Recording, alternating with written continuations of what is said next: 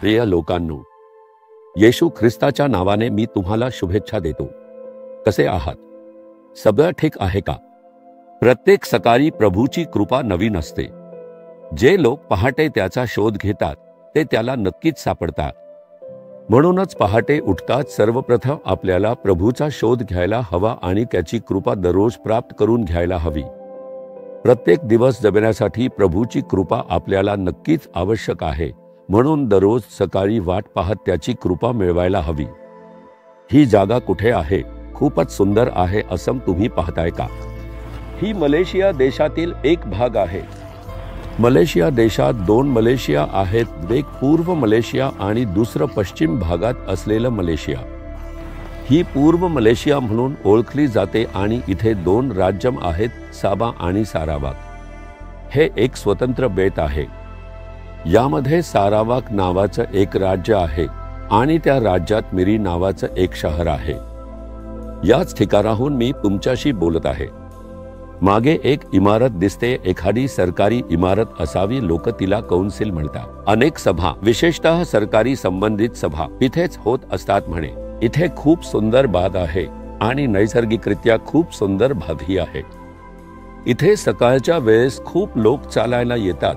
चालत असलेले लोक दिसत आहेत। तुम्ही चालायला जाताय का?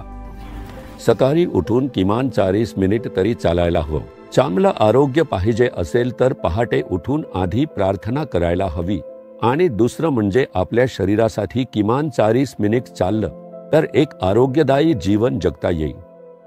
ठीक आहे, तुम्ही विचारताय का प्रभू मला कोणतं वचन सांगत आहे? स्तोत्रसंहिता 91 वचन क्रमांक 11 मध्ये, तुझ्या सर्व मार्गात तुझे रक्षण करण्याची तुझ्याविषयी तो आपल्या दिव्यदूतांना आज्ञा देईल।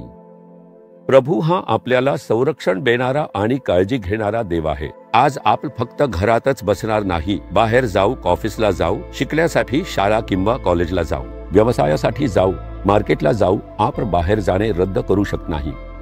दररोज आपण अनेक प्रवास करतो। काही जण दूरचा प्रवास ट्रेनने, बसने किंवा कारने करतात। आपण विमानानेही अनेक प्रवास करतो, नाही का?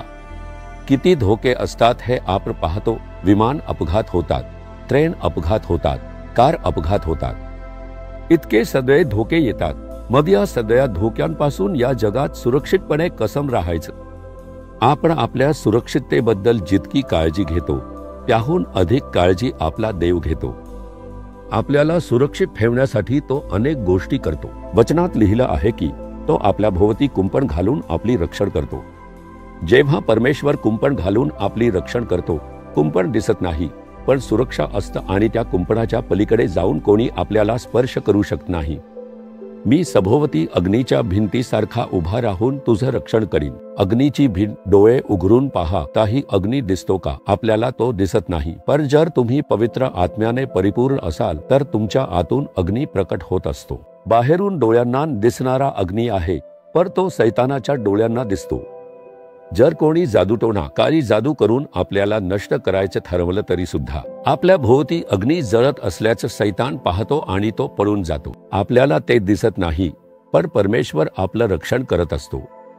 म्हणूनच परमेश्वर आपल्यासाठी देवदूत नेमून ठेवले आहेत। तो देवदूतांना आज्ञा देतो की माझी मुलं प्रवासाला निघत आहे, त्यांचं रक्षण करा असं सांगून त्यांना पाठवतो। आपल्या भोवती त्यांचे छावणी उतरवून ते आपलं रक्षण करत असतात।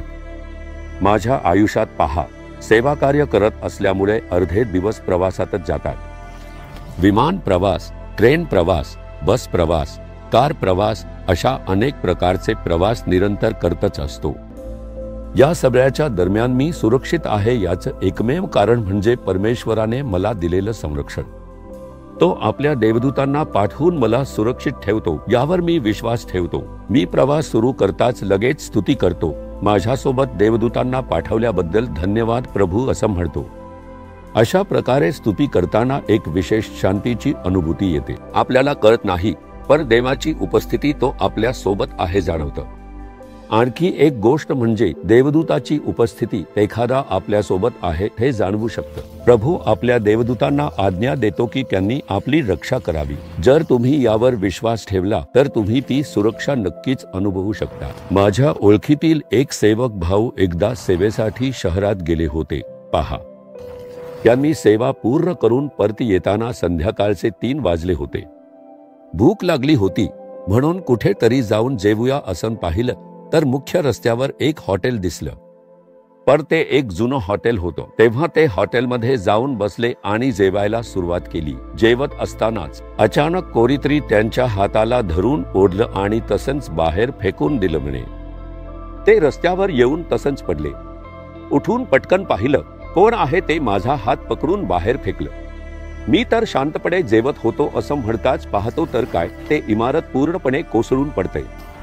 त्यांच्या डोळ्यांसमोर ती इमारत पूर्णपणे कोसळून पडते। ते आश्चर्याने पाहत राहतात। ती एक जुनी इमारत होती असं दिसतं। ती कोसळणार आहे हे त्यांना माहीत नव्हतं। ते तर शांतपणे जेवत होते, पण देवाला मात्र सगळं माहीत होतं। माझा सेवक बसलेला आहे, जेवत आहे आणि त्यालाही माहीत नाही अशी एक मोठी आपत्ती येत आहे। पर परमेश्वराने आपल्या दूताला आज्ञा दिली। देवदूताने त्याचा हात पकडून त्याला ओढून बाहेर काढलं आणि सोडून दिलं। ते म्हणाले, त्या दिवशी मी मागे वळून पाहिलं पण तिथे कोणीच नव्हतं, पर परमेश्वराने आपला दूत पाठवून मला वाचवलं।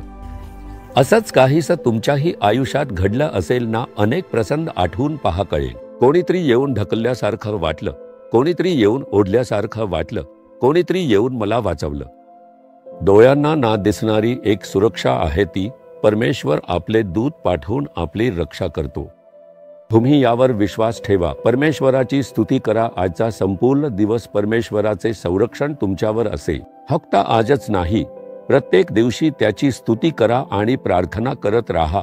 तुम्ही त्या संरक्षणाची अनुभव घेऊ शकता। विश्वासाने म्हणा, प्रभू, मला सुरक्षित ठेवण्यासाठी तू तुझ्या दूतांना आज्ञा दिल्याबद्दल धन्यवाद। माझ्या संपूर्ण आयुष्यात माझ्या सर्व प्रवासांमध्ये माझ्यासोबत राहून मला सुरक्षित ठेवणाऱ्या तुझ्या दूतांसाठी येशू, मी तुझी स्तुती करतो। येशूच्या नावाने आमेन, आमेन।